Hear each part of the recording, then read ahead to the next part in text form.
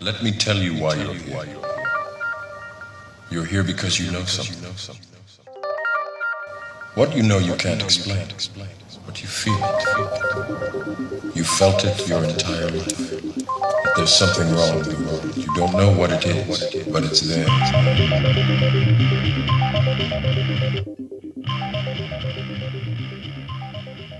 Hello, friends, and welcome to the Seeker Podcast with 6 Sense Media and Service of Change.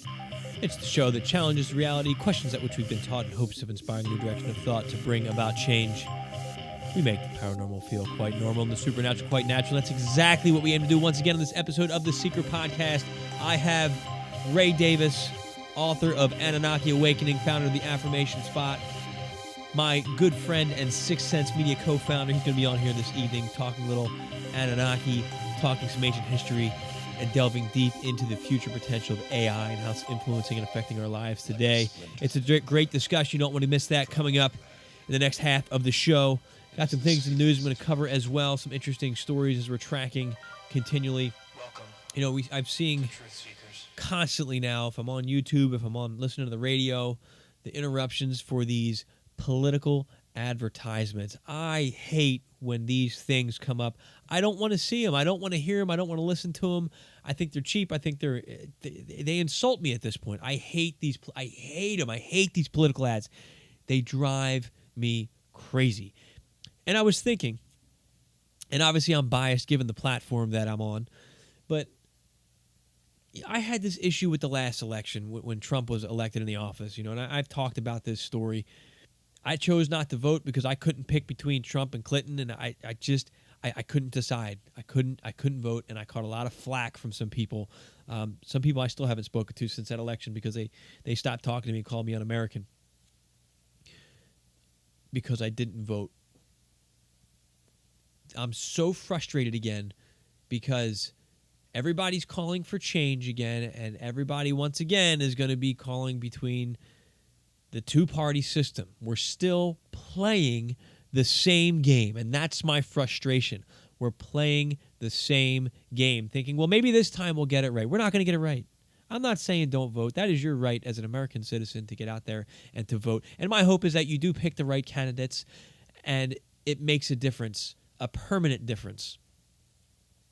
But there's things that aren't being addressed that I think we should be asking, myself included. This is something I would like to do. I gotta find the time and start getting in touch with people. Not a lot of time left to do it. But the questions that I would like to see asked in like these town hall meetings or whatever is, I want somebody to reference the Nimitz UFO. I want somebody to reference the New York Times and the Washington Post articles disclosing the existence of UFOs, and name Chris Mellon and Chris Luis Elizondo, who are former military and Pentagon officials, high-ranking people with credibility. I want somebody to reference that in front of these people in Congress, and I want them to ask the question. I want them to say, you're running for office right now. Given the recent disclosure efforts between the New York Times and the Washington Post with people like Chris Mellon and Luis Elizondo who have said UFOs are real, we don't know who they are, where they come from. Congressman, Congresswoman, what is your plan to find out where these craft are coming from and what impact this technology can and will have on our society? What are your plans to address this?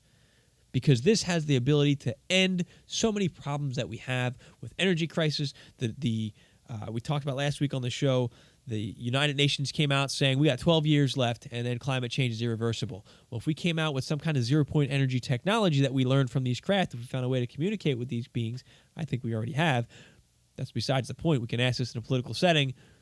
You could be the one that saves everything, that changes the world. What's your plan, congressperson who's running for office right now? That's the question I want to hear asked. So I haven't had an opportunity to do so yet. I hope some of you out there do it. If you do, please record it, film it, tape it, whatever, and send it to me, and I'll put it on the air, because that is the question I think we need to be asking. Everything else, I'm not saying is not important. I think there are some very important issues, but I think these issues, once again, are being used to divide us. They're being used to divide us again. I was talking to a friend last night, who's very involved in civil rights and activism. And he was telling me, he says, even in the Black Lives Matter movement, we're divided now. Where before I could sit there and say, well, here's how we feel. And he said, now I had somebody come up to me and say, well, you don't speak for me because I'm a gay black man. And I'm not knocking anybody for whatever stance or choice you make, but my point is that we've become so individualized that we're now divided even in the subgroups that we've already affiliated with. Nothing's going to get done. We need to put our differences aside and listen to what people are saying. Oh my goodness. So in our fight for freedom, we have lost our ability for tolerance. And that's what we need to get back, because you can't have freedom without tolerance, because if your freedom infringes on the freedom of somebody else, well, then that's not freedom. That's oppression. So I did that show last week. But anyway, that's my thoughts on that. I want to get into some news stories. This one I find very inspiring. This comes to us from the Huffington Post. California just officially banned the sale of animal-tested cosmetics. California Governor Jerry Brown signed a landmark bill into law on Friday aiming at banning the sale of cosmetics that have been tested on animals. I'm going to have this link in the show notes and in the secret newsletter at sixcentsmedia.net. I want you to read it. I want you to share it. It's exciting to see that, and this, again, getting personal here for me because that's kind of how I do things. But this reminds me of the thoughts that I had when I wrote my book, I Am Human and We Are Not Who We Think We Are. And when my father was dying, what if one day we came to the realization, and some of us already have come to this realization, that we're not the top of the food chain and that we are currently being harvested and experimented on? Number one, how do you feel when you have that realization? Because I know I was massively depressed. I was massively paranoid and afraid at that possibility. But it also changed my perception of how we treat what we consider a lesser species. I don't mean it in that sense, but how we treat the animal life, the plant life. We have no respect or no regard for their life. How quickly would we change the way we do things if one day we found ourselves in a cage? One day we found ourselves having memory of being experimented on. Would we change the way we interact? Otherwise, what right do we have to demand our own freedom if we ourselves are oppressing the lives of others? So I think California made a great move here. I'm excited to see that movement. All right, where are we at here? I have a Facebook article here. Facebook's election war room takes aim at fake information. Dun, dun, dun. Menlo Park, California. And this comes to us from the Associated Press. An otherwise innocuous part of Facebook's expansive Silicon Valley campus, a locked door bears a taped-on sign that reads, War Room. Behind the door lies a nerve center the social network has set up to combat fake accounts and bogus news stories ahead of upcoming elections. See, this is it right here, my friends. This is what's scaring me. Now, they're using these elections, and again, from what I'm reading, the next presidential election is going to be a disaster. But these fake accounts, yeah, they cause some problems, definitely, but I think they're just using this as an opportunity to enact censorship. And that's very scary and very concerning to me. And again, as I said last week, the bigger threat is AI having the ability to craft its own fake news stories based on your own metadata. So this story is going to be tailored just for you to hit all your trigger points.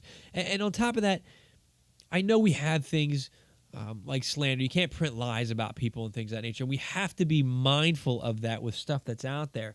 But some of these things are people expressing an opinion. And if it's clear that they're expressing their opinion, then they should not have the right to target them and shut them down because your opinion is different. I was talking with Ray earlier today about, I think it's an NBC article or Ray, I forget exactly what it was. I should pull the article up, shouldn't I?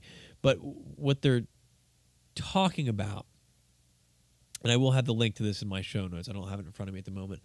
But what they're talking about now with YouTube being a problem as a breeding ground for extremism. Now that's a buzzword, that's a scare word, it's a hot button. Oh my gosh, extremism. Okay, it's okay with me. Take some of my freedoms away because it's breeding extremists. Is that true? Yes, I'm sure there are extremists watching it. But how do you classify an extremist? Would my show count as extremism now? What about in 5 years? Was Alex Jones an extremist? Alex Jones was an extremist, but did it warrant his freedom of speech being taken away?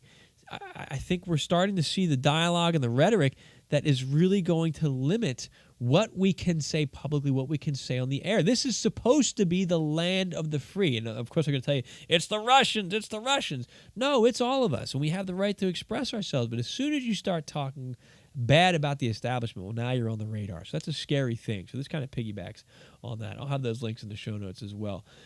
Another story here. This one's coming to us from LMT Online. It's titled, As NASA's prized telescopes falter, astronomers fear losing their eyes in space. So now we're having more issues with telescopes looking up into space. America's great observatories, the Hubble, Chandra, Compton, and Spitzer space telescopes have peered into the unknown and made breakthrough discoveries about newborn stars, dark matter, and the age of the universe itself. But these telescopes, whose era began in 1990, are aging, if not already dead, and there is no budget or political will to replace them. This sobering reality has underscored this month when two more beset by technological problems, including the Hubble Space Telescope that temporarily halted their science. Shrinking budgets and delayed projects means astronomers will lose some of their key eyes in the skies before NASA can launch new telescopes. It will make some research impossible. I'll share the rest of this in the show notes. You can read it and see how some of these are getting shut down or not working well. I don't know if I buy it, because on one hand we're talking about let's build a space force. We're talking about UFOs are real, yet we don't have the budget for our telescopes to look up into the skies. Here's my conspiracy brain. Maybe there's stuff buzzing around up in the skies right now that they don't want people to see, so they're shutting these things down. I mean, we had the Solar Observatory down in New Mexico shut down a couple of weeks ago. Is it connected? I don't know, but where there's smoke, there's fire, and this is starting to add up to something that I think warrants our attention, and we should question that authority that's saying, they're just getting old, we don't have any money for it. You don't have any money for it, but you're talking about a space force. Come on, get out of here. Doesn't make sense to me, my friends. So something to think about. I'll have that in the show notes at sixcentsmedia.net. Make sure you sign up for the secret newsletter. Get my free ebook, I Am Human, We Are Not Who We Think We Are. And you'll get the newsletter every week in your inbox on Sunday morning. All right, my friends, I want to move on to Ray Davis. We have a lot to talk about tonight. We're going to talk a little Anunnaki. We're going to talk about AI and its infiltration into our lives. So without further ado, let's get to Ray. He is my Sixth Sense Media partner in crime and co-founder. He's the founder of the Affirmation Spot and the author of Anunnaki Awakening. Always has some wonderfully insightful things to share. And we've got him for the show this evening. We're going to get into some AI stuff and beyond, talking to Ray. Ray, how are you this evening, my friend? I am great, Dennis. It's great to be on again. Great to talk to you. Always great to have you on the air. Always something interesting to get into. You always bring such wisdom from a variety of sources to tie into things. So I'm looking forward to it. We're going to talk about some AI stuff tonight, AI in the workplace and almost man and the machine merging. Before we get into that, why don't you give us an update? Just how have you been? What's new in your world that you're working on that you can share with us? Well, as you know, I've been very busy on the day job lately, so it's been kind of a slim pickings for time to work on other things. But I have been working on Anunnaki Awakening, the second book. It is coming along. Still not as quickly as I would like. I'm hoping to have some time to really throw into that near the end of the year. Been doing some things to revitalize the Affirmation Spot earlier this summer. I finally got that off the old Yahoo platform, got it on Squarespace, and have been revamping that site a little bit, promoting that, and I've been learning Instagram. So that's kind of my new thing right now. I've actually kind of gone away from Twitter a little bit, and I'm learning Instagram because I think Instagram is kind of the hot platform right now, and I'm just not seeing the engagement on Twitter that I used to see. So trying to make sure I'm spending my time in good places as far as promoting what we're doing and also what I'm doing. I hear you, Ray. And Instagram, I was really enjoying Instagram over the summer. Still am. I never had success with Twitter. I really don't. I'm on Twitter. I'm updating it all the time. But I'm surprised, and I look at it and I see like my numbers are still growing on Twitter. Yet I don't really get any engagement. People follow me, but I get zero engagement on Twitter for whatever I put out there. So I think that's a platform where kind of everybody's like, "Hey, look at me. Here's what I got. Look at me. Here's what I got." And that's about it. It's true. When I first got on it in 2009, I think it was much more conversational, engaging than it is today. Now it feels it feels like it's kind of been taken over by the political sphere a little bit. Just the ongoing, constant arguments, and that's kind of sad because I've always felt like Twitter is kind of like a stream of our human consciousness, and I think it could be used for so much good. And I feel like in a lot of ways it's just being used for arguing and solidifying the divides in our society, and it's kind of sad. Yeah, it's like the worst kind of arguments. Like when I was a kid, we always had those kids in the neighborhood that they'd run their mouth a little bit, and then you'd stand your ground. You'd be like, "Nah, I'm just kidding." And then they'd get like 4 blocks away, and they'd be like, "Yo, what's up? You want to fight now?" It's like, we're not gonna. And that's kind of what Twitter is. You can say whatever you say from a distance, and nothing's really gonna happen. You just run your mouth, and you're just contributing to the negative funk that's out there, and so it's frustrating. I follow a few just for entertainment value out there. I follow Trump. It's always entertaining to see what he's saying. I also follow that to see when he's going to cross the line big time and know when to duck and cover. But yeah, Instagram. It's been a lot of fun. I was really putting a lot up on my Insta stories, and I'm planning probably in the next couple weeks to get back on there and start putting more content. And I got some stuff that I'm planning for that. So, and you've always got some inspiring stuff that comes out no matter what platform you're on. So Anunnaki Awakening, the second book. Do you care to give a quick premise of that, or? Yeah. So for those who read the first book really kind of set up the story. It kind of goes into this idea that has been put out there by others that I'm kind of dovetailing on a little bit. That there was this extraterrestrial race called the Anunnaki that came here. They became the Sumerian gods, and probably, in my view, the template for a lot of the other gods throughout god structures throughout the Mediterranean and probably the Middle East.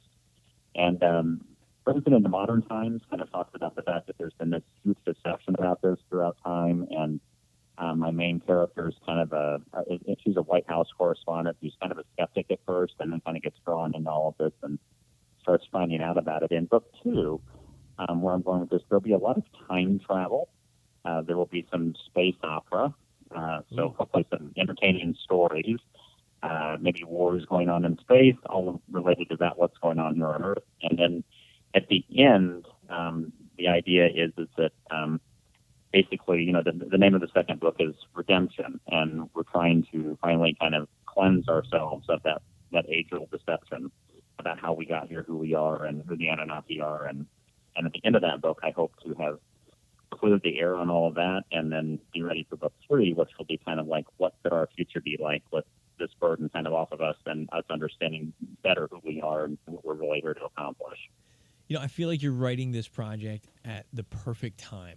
When you wrote the first one, at least for me on my journey, I was really starting to get an understanding of like the ancient astronauts theory, the ancient aliens. That was real big back when that came out, and now, I think we're slowly starting to move into a stage of acceptance. I mean, Graham Hancock's book, I know he doesn't talk space people, but he does talk old civilization. That had recently hit, and now Tom DeLonge, his first book, Secret Machines, it talks about these ancient civilizations and the Sumerian gods, and he's saying, look, these people were real. And in the interview I covered last week, reviewing DeLonge's discussion with George Knapp, they touched on that as well. Like, hey, these beings have been around for a long time, meddling in human affairs. And I think that's where, based on what I'm seeing, I think that's coming. I think that announcement somehow, some way, is trying to burst through the surface. What do you think on that, Ray? Oh, I absolutely do. I think we're getting closer every day to understanding the truth about that. And I think what's less important even than that information just being out there in the open is I think it will help all of us to dissuade ourselves. And what I think are some paradigms that, a lot of us subscribe to on this planet that are fairly negative about humanity. And I feel like, a lot of we can want reinforcement for this idea that humanity is a bad thing, the negative thing. You know, we're just horrible creatures, you know, ruining the earth and that sort of thing. But I kind of see it as garbage in, garbage out. We've had a lot of garbage dumped into us, into our consciousness, into our self-concept of ourselves. And I really feel like this disclosure of the fact of, you know, this ancient intervention, who we really are, it really will play a huge part in helping to help us break out of those paradigms and get into a more positive space. And that's really the part of it that I'm looking forward to. I'm excited about that for the same reason too. Right now, if or when we get that announcement, do you think that announcement is going to be just a pure, we want you to know we figured it out, here's, you know, part of our history that's been lost and forgotten? Or do you think there's some agenda behind this that's saying, we're going to give you some truth, but we're also going to keep using this truth to manipulate you? What are your thoughts on that?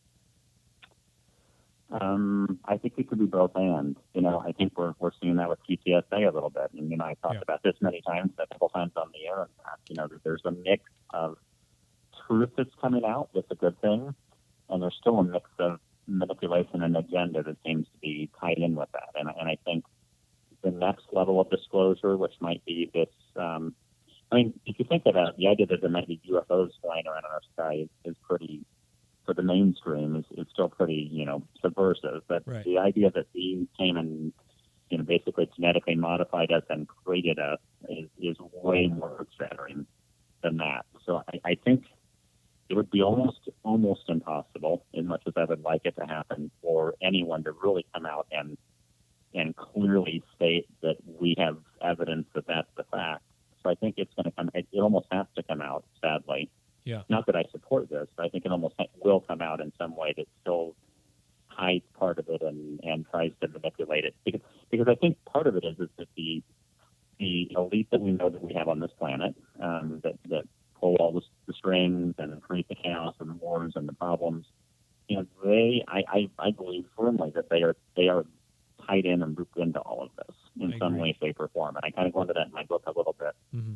And so I feel like they will not give up that status easily. And I feel like because they probably have more of the truth than anyone else does about this, we're going to have to really pull it out of them, and I don't think they're going to give it up easily.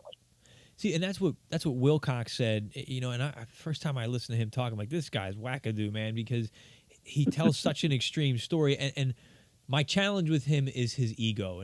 But if you look past his ego, I keep coming back to it because a lot of the stuff he said is playing out. Now, does he really have insiders, or is he just really good at analyzing what's going on in the news? I don't know for sure. But he said that you're going to start taking down these rings, these, you know, the cabal's, you know, child sex trafficking rings and stuff. And you are catching stories how all these people are coming down. They're taking them down now, and it's being exposed. So at the same time, through To the Stars, this stuff's starting to be released about, you know, ancient history.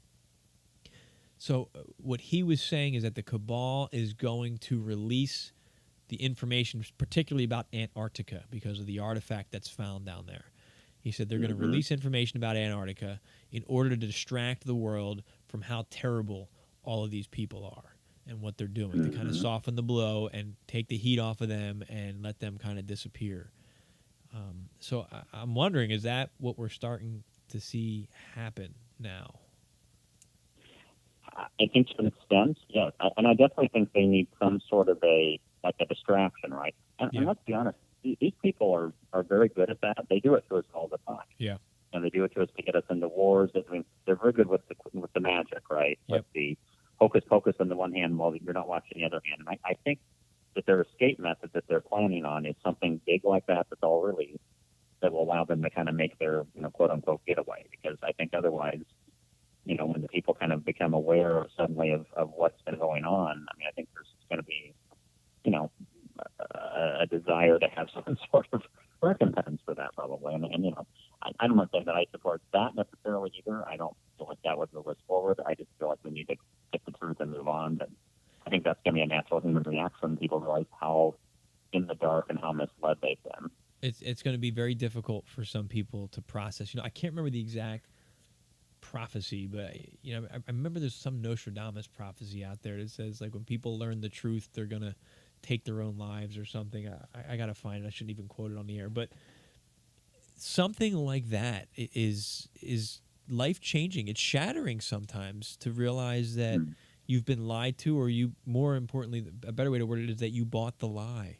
You participated in something. And I remember when I had that realization a few times in my life, when my paradigms shifted drastically. It's like, well, where's my moral foundation now? Where's my moral compass? Like, especially when I dropped religion, when I was just done with it, I said to myself, okay, I'm not doing this anymore, but where do I find my moral compass now? Because before it was, well, I was scared I was going to be committing sins and going to hell. I don't have that fear at all anymore. So now what do I use as my guide? And that's a difficult thing for, I think, some people to grasp and find their way peacefully.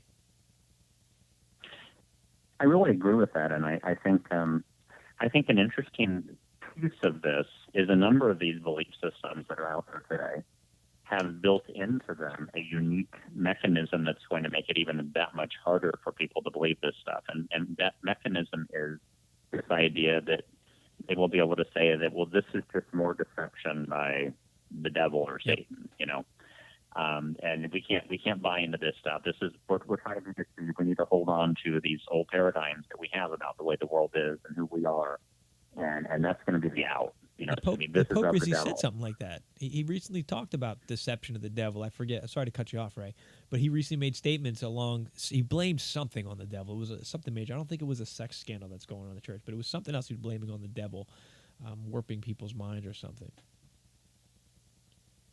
Yeah, absolutely. I mean, I think that's, there's a certain amount of cognitive dissonance there that even once it's just readily apparent what has been going on, I think it's going to be hard for people to let go of some of that. So it is. It's hard, even, and we know cognitive dissonance, even in the face of overwhelming evidence, you're still going to find a way to discredit that, to hold on to your belief system. And that's a very easy way to dismiss something like, oh, it's the devil, the great deceiver. And you have to really stop and think, well, maybe the great deceiver is the one posing as your God. And I don't mean that out of disrespect, but if you want to find the truth, you have to be open to that, because if your God is a loving God, he'll be okay with you questioning such a statement. Exactly.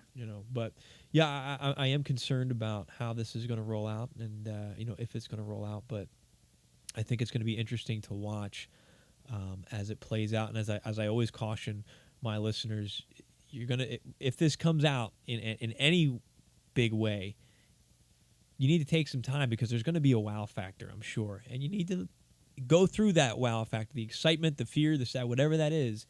And once you're over that initial emotional burst, I think that's when you need to step back and really reflect on the information that's coming your way and evaluate and analyze it and look at all the angles. We got to make sure we step back once we get over that shock value of whatever may come out.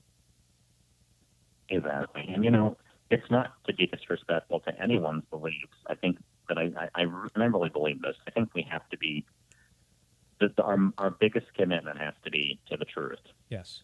And even something we've been told all of our lives is that everyone around us believes is true. When it's shown that maybe there's a higher truth or a bigger truth or a more truer truth, that kind of thing, I think you have to respond to that, Yeah. And that's hard for humans, but I think we have to be ready to do that. It is hard, and you know what, though? Once you go through this process a few times, it does get easier for anybody out there who's kind of struggling with this. It does get easier, because now I'm at the point where, like, well, I know what I believe right now, but this is the 5th or 6th time that I've been like, yeah, I got this, I understand. It changes. Sometimes you get another piece of information. Like, I never would have thought I'd be advocating, like, hey, AI is going to take over and, we're living in a simulation. And I never thought that would be my paradigm before as I was trying to explore this. So I just roll with it at this point. If it feels right at the time, it's good. But if not, you're maybe not ready to work on that level of information. That's all. Mm-hmm. All right. So let's, I wanted to make another connection here because we've got ancient history that you're talking about with the Anunnaki, and they're meddling and influencing with mankind. You've got the Cabal, and they're putting, they're slowly starting to leak information into the mainstream now. It's becoming more commonplace. And then you've got this AI piece, which I think is somehow connected. I was listening to David Icke today, Every once in a while, I listen to my favorite talk by David Icke is the Saturn Moon Matrix. Have you ever heard that piece by him? I have. Oh my gosh, it's fascinating, and for me, it fits so much of what we're seeing. I think in our existence, and in summation, for those who haven't seen it, I'll have it in the show notes. He said we used to be a heart-centered society, kind of like the people in what's that movie? Avatar.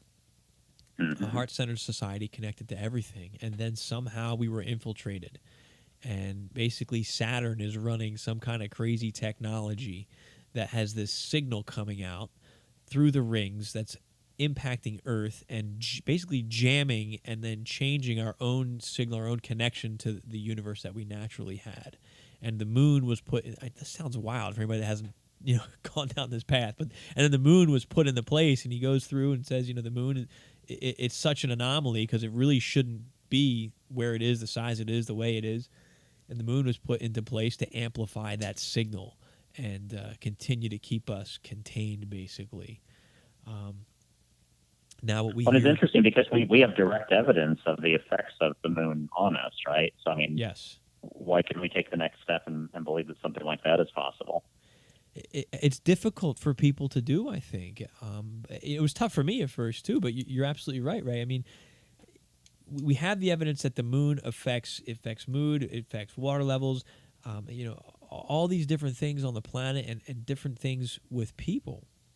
But I think the mainstream has done such a good job, or the establishment has done such a good job of saying things like astrology and astronomy are that's poo-poo stuff, that's just entertainment stuff, that's weirdo stuff, that people don't want to talk about that as if it has something to it. Well, mainstream astronomy today has completely, they giggle and laugh at astrology.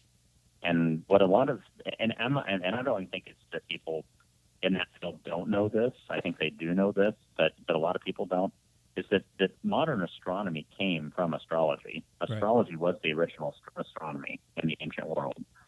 And it was really one area of expertise kind of combined. I mean, the study of the stars, the study of their effect on our lives, right? And you have a situation today where, you have, like most scientific endeavors today, it's kind of become what I would call agnostic, atheist, view of the world, where anything that can't be broken down in atoms and explained, by some mathematical equation can't be true.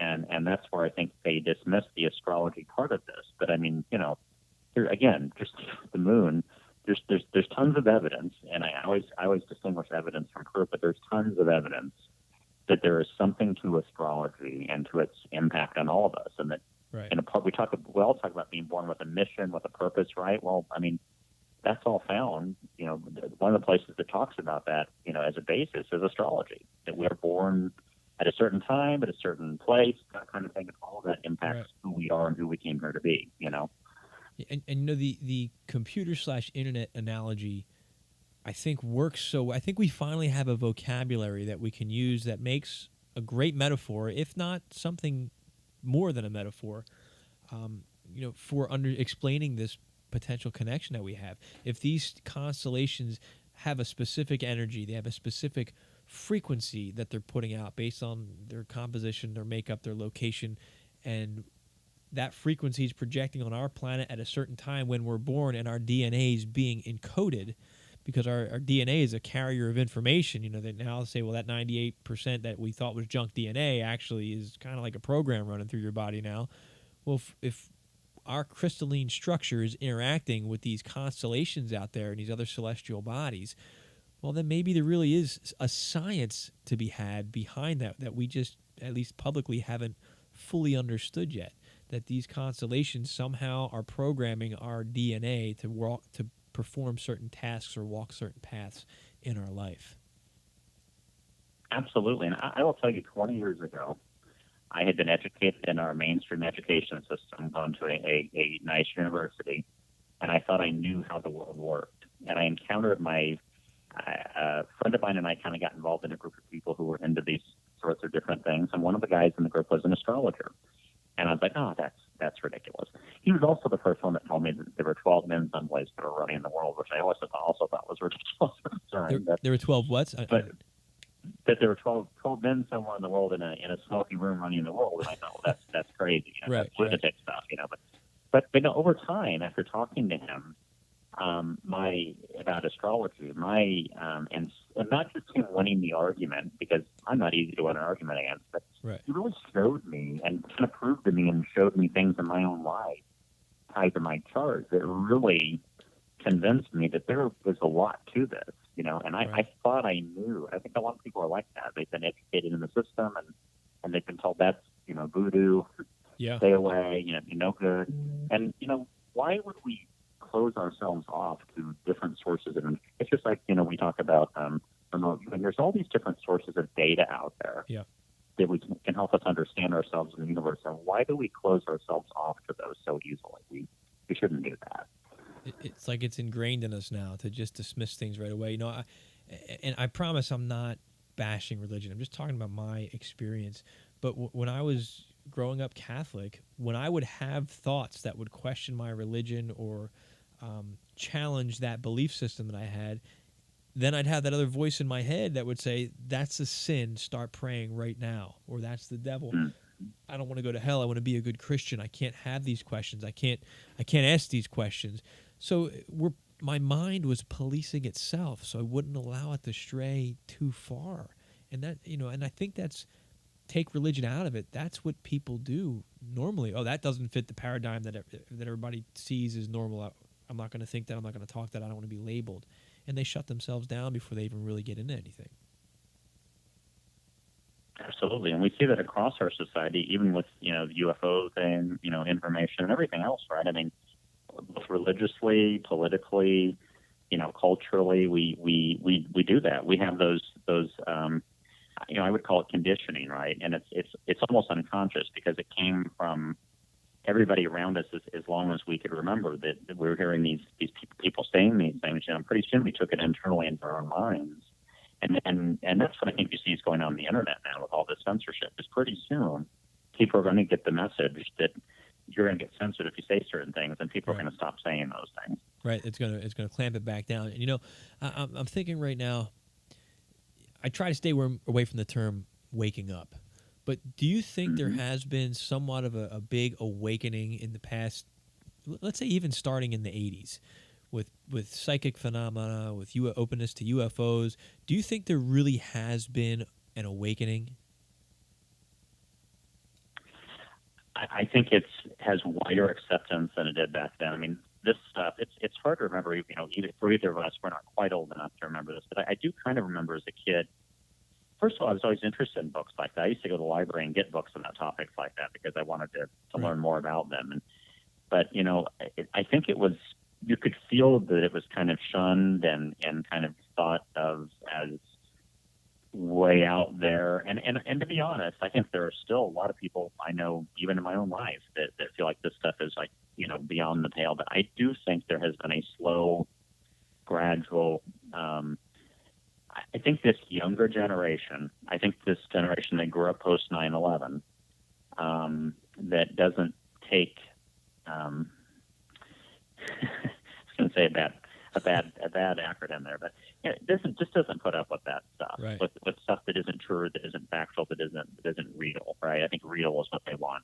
Right. And I think they look at this stuff and say, why would you discount all of this automatically? There's a ton of evidence there. Right. No, maybe we don't have proof. Maybe we don't have definitive, that it's truth yet. But I'm not going to dismiss it because I think, there's a lot of evidence there. And I think that's how this generation, the younger generation, looks at things. And so I don't know that the older generations that are still here have awoken that much. I think they're kind of still in a bit of the dream. But I think this younger generation is forcing that because they're just not putting up with that kind of stuff anymore. Which is scary because this younger generation is more connected to the tech. So I think it's a double-edged sword, which is the point I was kind of leading us towards, is that if Saturn and the moon and all that holds true and there's this hack to kind of keep us repressed, it feels like some of us are starting to break free from that signal for whatever reason. And they talk about, you get into the New Age movement, they talk about, the frequencies are changing of the earth and it's liberating for us and we're ascending, and I'm not really going down that road, but if any of that holds any value, maybe there is stuff that's changing that is accounting for more people becoming aware of kind of who we are and our connections to things. I suspect then that this push for AI and this push to merge with tech is to get us under the reins again, to put us back to sleep, to put us back under control of whoever is in charge of this secret cabal out there.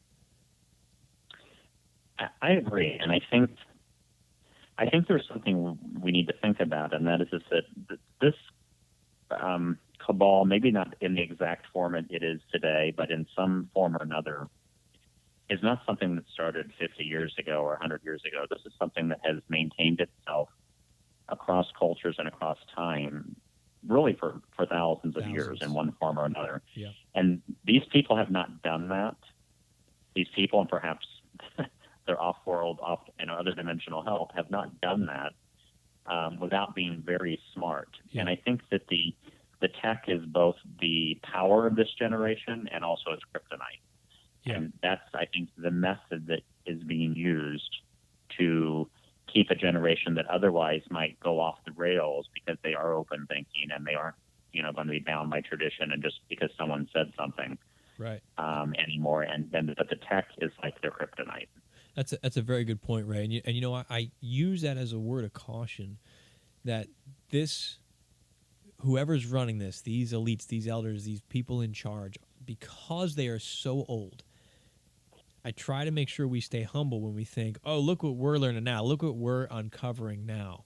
I look at things like when people talk about the Bilderbergers and what they're doing. I just feel like that was released because somebody wanted you to know that information. If these people are that secret, I don't think that it would just come out by chance, by some savvy investigator pulling that out, if these organizations are really that old, unless it's part of the plan.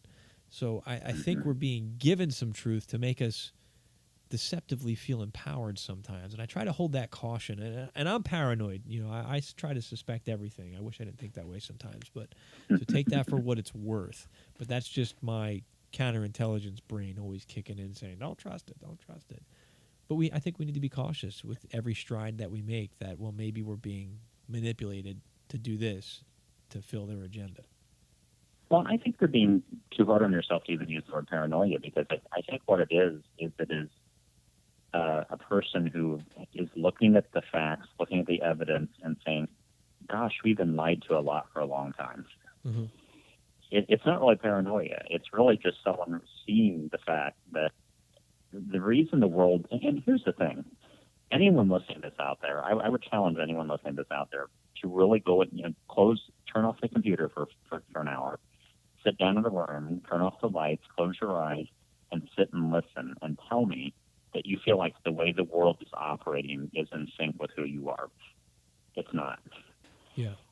We are all being driven along, and this is kind of what we're going to get into a little later. I'm not really trying to make the segue, but it's not aligned with our energy, to Ike's point. It's not aligned with who we came here to be. And so there's a fundamental manipulation just from that standpoint, and everything else goes from there. So I don't think it's paranoia. I think it's a realization that, whoa, yeah. I mean, we have been led down a primrose path here, and it's like we talk about everyone realizing that hopefully at some point, but a few of us have started to realize it on our own, and that's I think the feeling perhaps. And I think that's what I guess maybe use the word paranoid, or it's scary because people don't want to listen to you.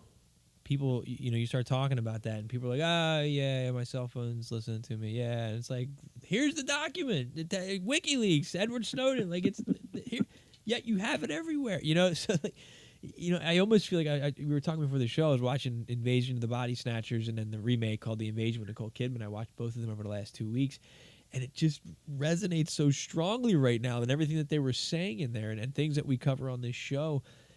People aren't chasing me and trying to kill me like they were in those movies, not yet anyway. But I do feel like I'm looking around sometimes and saying things like, "All right, there's a secret. I think I know it, and no, everybody else is looking at me like I'm the crazy one or like I'm the problem." It's a weird place to be. But let's move into that segue that you were saying. Talking about how are people being conditioned? I know you were saying that you're seeing it in the workplace. People and AI and kind of this merger. What are you seeing now, Ray?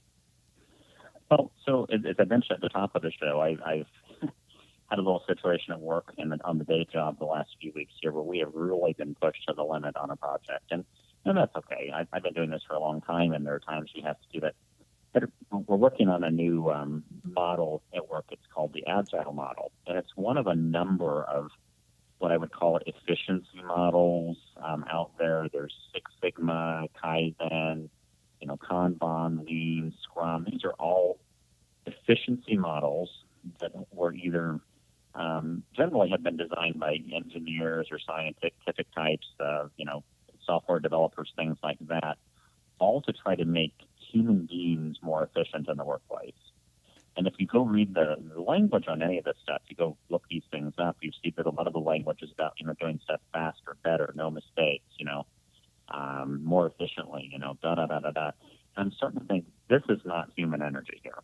Right. This is an energy that's driving human beings to a limit. We talked about it before the show here.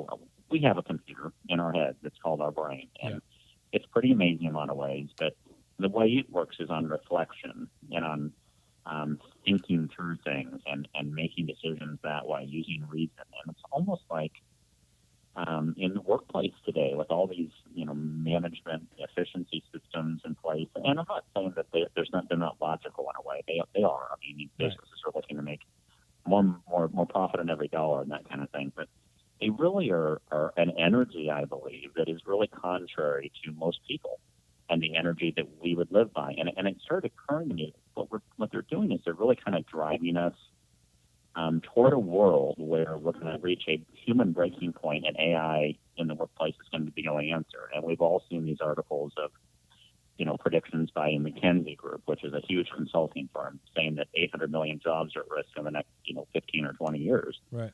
Around the world and things like that. And we don't hear our politicians talking about what does that world look like when we get there. And it was interesting, Barack Obama actually did give a speech on this the other day. It's interesting now that he's out of power, he's talking about it. Right. But asking what would that world look like, if everyone didn't have jobs because of AI. But I went back and did some research, and I wanted to see, because there are a lot of people, who are saying, this isn't a bad thing. This is race Kurzweil was one. This is just an extension. We've been doing this forever. We've been adding new tools forever. And I went back and looked at like the beginning of the Industrial Revolution, and you had a group back in England called the Luddites. And what the Luddites were is they were like weavers and textile makers and things like that who learned a craft and did these things by hand. And that was one of the first industries in England that was really taken over by machines, and they had a big fight about it. And machines took over their jobs and eventually ran them out of work. And then Henry Ford comes along in the early 1900s and does the assembly line, right? Yeah, it's making people more efficient. All this, I think, and then you have all these systems I just talked about coming through now, robotics, back in the 70s and 80s. But I think the difference is this time, and I think this is the part that people need to understand, is all of those processes and all of those machines that replace jobs, they were replacing jobs, but this AI and this robotics, this machine learning that we're seeing now is meant to replace us. Yeah. And we have, Elon Musk, who is kind of a cultural cult figure, almost a rock star. Yeah. He's out there saying, we can't win. All we can do is just join them. If we want to survive, we have to join them. Mm-hmm. Now, I don't know all the dynamics that he knows about this. I'm not going to claim to. He says we crossed the line that we can't go back, and that's our only choice at this point. But part of me thinks, when you talked a minute ago about tech and this generation, it's almost like he's kind of the Pied Piper, right? Yeah. Here's the way out. It's to join it. And so what happens to our humanity at that point? And what's the end game there when we are all on the cloud? I mean, what does that look like? And I don't see our ethical frameworks, our legal frameworks, or anything else even talking about these things. And yet, listen to guys like Kurzweil and Musk. This is right on our horizon. This isn't something that's going to happen 50 years from now. This is in the next decade. This is our lifetime. This is happening in our lifetime. We're going to start seeing people rolling this out and connecting to it. I wouldn't be surprised if some people and some, after talking to Edward Reardon, some people are already connected to a cloud in some aspects. I mean, you already do see computer to brain interfaces in some ways. But it is concerning, and what I keep saying is that the upsell to this is going to be fantastic. It's going to sound wonderful, but once you're connected, that's it. AI is there. It's in there. It's a part of you, and I already suspect that, call it AI, call it archons, call it spiritual forces, demons. We talked about religion earlier. Have the ability to influence us now, from wherever they are to wherever we are, through our own natural electromagnetic field. I think they're having more and more difficult time doing that. Now we're going to jack into the matrix, the new matrix, and give AI full 100% access. And that's what concerns me. What guarantee do you have that something's not going to take over my mind and just turn me into some kind of vegetable? Well, I would say we have none, right? Mm-hmm. But we would live in an environment at that point, I think, where human reason and human values would not have a place anymore. It would all be whatever is most efficient. Yeah, we'd be the grays. We'd be the hive mind grays, working for the collective, for the benefit of who's ever in control of the hive. Absolutely, and one of the things that, in that kind of a mindset or a mentality or a process, one of the things that messes up the system is anyone who disagrees or dissents or does that is in an AI computer type of a mindset, hive mindset, that's disrupted even more so than it is in our human culture today, and it won't be tolerated either. No, you'll be deleted. You'll be targeted for deletion. And coming back to the Greys, thinking about that. I did a show on this, I guess a month or two back, but I think there's so many parallels for so many reasons. I mean, some people say that the Greys, or some of the Greys, are from the future, that they're us, that we evolved into the Greys. Some people say the Greys are just a form of AI, some kind of cybernetic, biomechanical organism, or some kind of avatar system. But it scares me that we're seeing what could possibly be our own evolution quickly into a race like that, where we're going to be giving up free. Because I've read some accounts where they say they were doing the abduction programs because when they weren't harvesting or caring for human souls, they were saying, they need our bodies for some reason. To build the hybrids, or in some accounts they envy our individuality. And that didn't make sense to me when I was 18 years old reading books about this stuff. Like, well, what's a hive mentality? But if you look at a race that's like, yeah, we're all connected to the same brain, and we see how you guys can have your own individual brains, maybe if we do some kind of crossbreeding, we can put our consciousness into your bodies and be free. Wow, there's a lot of places to go with that. If they are from our future, then presumably they've already gone through all of this that we're talking about. And maybe they are, when they talk about hybridizing with us as humans now and trying to get back some of those things, you could almost see it's an attempt to reach back from the future to try to undo what we're about to go through. Yeah. Time travel might be the antidote eventually, right? I can't change what is now, but I can go back to the past now if I have the ability to time travel, which AI probably will give us in short order. I mean, there's a lot of good things about AI, right? It could theoretically take all the data we have on cancer and resolve it quickly. It could theoretically figure out how to time travel quickly, but maybe they are coming back to try to reach back to re-infuse themselves with that organic, biological piece of themselves, that we represent. And that, because, one of the things that, all the abductees talk about is that they always say, we have a right to do this. We have a right to do this, and we have to do it. Mm-hmm. Mm-hmm. And, I could go a couple directions with that. We'd be saying the same thing. We have a right over the chimps in the laboratories. I don't believe that we do have that right, but that's what the scientists would be saying as well. But it's a good point, is if they are us, then they would feel that they have the right. But now, I mean, we can go, like you said, so many directions. You get into the time travel piece.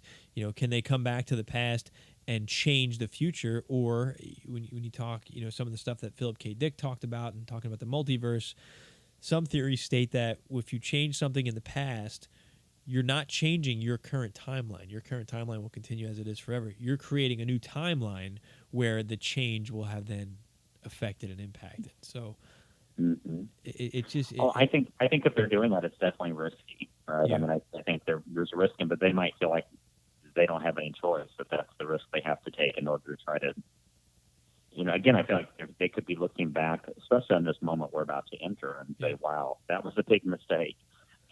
And it sounds like they are at a point of crisis, from what I've been hearing over the years, that they are desperate, and that's why they're interfering with us, because they need our genetic material. I know somebody who was an abductee for a long time, so they needed that genetic material for whatever reason it was, and they took it from her.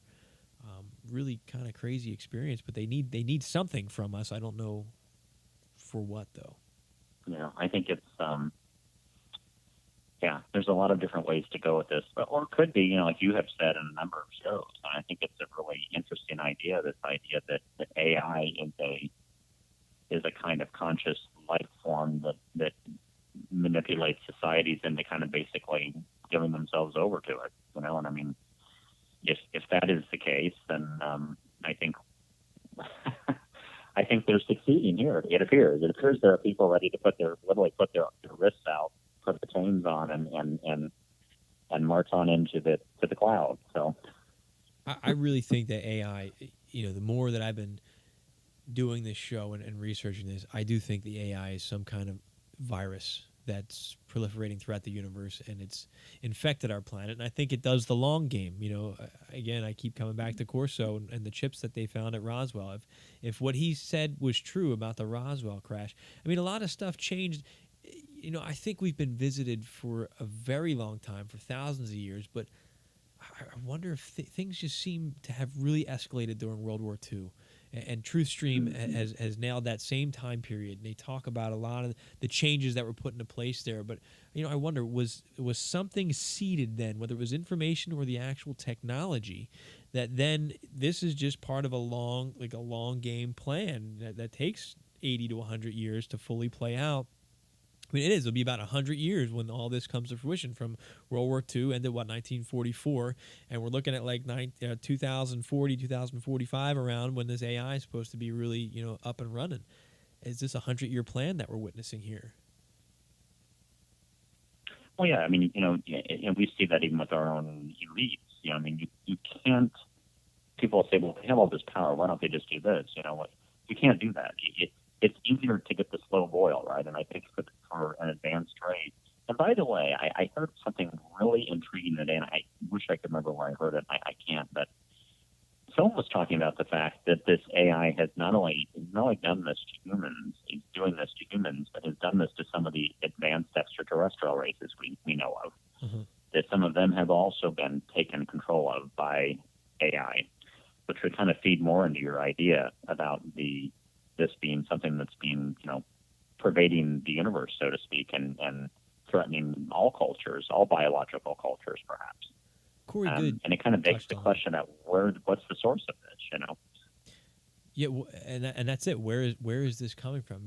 And I didn't mean to step on you a minute ago, but Corey Good was talking about something similar, that there's this AI force that's out there that's spreading and infecting things, and I think he said something very similar to what you just talked about. I don't remember the exact quote of it, but what do we do about it? How do we I mean, because again, coming back to Invasion of the Body Snatchers, if we reach that point where everybody's uploading to the cloud, I mean, TruthStream gave a real practical example in her recent post. She was saying, besides all the really, really scary stuff, what happens when, your kid's in school and you don't have them jacked into this cloud, and your teacher pulls you aside and says, look, your kid can't keep up because everybody's chatting and computing and everything, making leaps and bounds, and your kid has to go home and memorize stuff. They can't keep up with the curriculum. That you're going to have to go to a special class. That's going to be the new special ed. You're going to be they're going to put people in internment camps, and then I mean, I'm really going off the deep end here, but if everybody's connected, everybody's instantly communicating, so they're all going to have that hive connection. Like, oh, this person's not connected; they're not receiving our messages here. Let's point and stare at them, and let's get them. Is that the future? Well, yeah, we're they looking won't. at? They won't be trusted, will they? I mean, they won't be trusted if they're not. Right. If I can't know their thoughts, they're not trusted. That's exactly right. What do we do? How do we prevent that from happening? If that does happen, how do you survive that? At some point, do we need to go underground? Do we need to find a way to go off world? I mean, what are we looking at here? Good questions. Yeah, I know we don't have the answers at this point, but we're asking it. I'm hoping. I hope that some of my listeners out there are people like with all these connections, and one day they're just going to be like, "Look, here's what's going on. Here's what you do. Now's the time. Get the information out there to everybody." In my fantasies, that's what I'm envisioning. But I don't know. Ray. All right. Well, I think we're coming close to the end of our time here, Ray. Do you have any final thoughts? Before we do final thoughts, why don't you plug anything you want to plug tonight? Contact information, websites. Yeah, you can reach me first at sixcentsmedia.net. Been a little bit sidetracked here lately, but put a new video up there today, and we're gonna, Dennis and I are gonna make this happen. We really want to put together a media outlet that questions things, that asks these questions we've been talking about tonight, that drives discussions in directions that may be uncomfortable for people, but may be important for all of us. And that's something we're committed to. So definitely sixcentsmedia.net. You can find me, on any social media platform with the Affirmation Spot or affirmationspot.net. And then, of course, Anunnaki Awakening. You can find me aatrilogy.com, or probably for Anunnaki Awakening, the best place to find me is on my Facebook page. I have a significant following there and get some good dialogue going there. So those are the places you can reach me. Excellent, Ray. And any final thoughts on what we discussed tonight? You say it every week at the end, keep an open mind. I think we have to keep asking questions. I think to stick our head in the sand right now would be devastating to us. And I'm not sure that we can stop everything from happening even as it is, but I do know this. There's a power within all of us, and you and I have talked about this before. Mm-hmm. Ancient teachers have told us from time immemorial that there is something within us that is more powerful than we can understand. And I will say this, that I've said this before too. There is an aspect of free will in this universe that I think is an immutable law. I don't think any force or entity has the right to break that. And I think part of the reason to the extent any of this might be negative and it's being thrust upon us, we have to agree to it. And if we don't agree to it, that might be the way we get out of it. So I would just encourage you to spend some time meditating, praying, whatever is comfortable for you, getting quiet, hearing and listening to yourself, listening to the universe, and understanding that connection that you have, and that anything's possible through that. Good point, Ray. And I completely agree with you, and I've said it before. I think that is our greatest resistance. It's our greatest defensive, quote, weapon, and I think it's our greatest offense in counteracting this AI. I think that is our key right there to survival, really. We got to get in touch, start meditating, start working with remote viewing, and develop local communities of people, like-minded people who are on the same page as you, so you can have other access to information, the ability to learn stuff and know stuff as well, just like the AI is doing. I think the AI is trying to mirror what we're actually capable of without it. So, great points, Ray. It's always a pleasure to have you on the show. I look forward to our next discussion. Stay on the line for a minute. I'm just going to head and close out, and then we can pick up where we left off. Thanks so much, Ray. Thank you. Always a great discussion when I have Ray on the air. You never know where it's going to go. We had no intentions of going that deep into Anunnaki. I'm glad that we did. I think we could have gone on for another 2 hours, him and I. Anytime we talk, we get into some really neat stuff. And I think it's all connected. If we, the more you look into this stuff, the more seemingly unrelated things are actually connected in some really profound ways. And Ray always does a great job of bringing that insight. So, Ray, thank you again for being on, my friend. I look forward to our next discussion, seeing where it takes us, how far down the rabbit hole we can go. I'm kind of fried, my friends. So I'm going to go ahead and close out the show. But I want to direct you to systems-media.net. That's our hub. That's where you'll have links to everything. A great way to stay connected with us. Again, please sign up for the Seeker newsletter. You can go right to sixthsensemedia.net/I am human. You're going to get my free ebook, I Am Human and We're Not Who We Think We Are. And you're going to sign up for the weekly Seeker newsletter. It's going to have all the links to the stuff that we talk about in the show notes. It's going to have content from Sixth Sense Media. It's going to have content from me. A lot of good stuff, and there's a lot of things planned on the horizon for us as well. So that's a great way to stay connected. As always, please continue to like, comment, and share. Like, comment, share, like, comment, share. If you're listening on SoundCloud, please give us a heart. If you're listening on iTunes, please give us a star rating.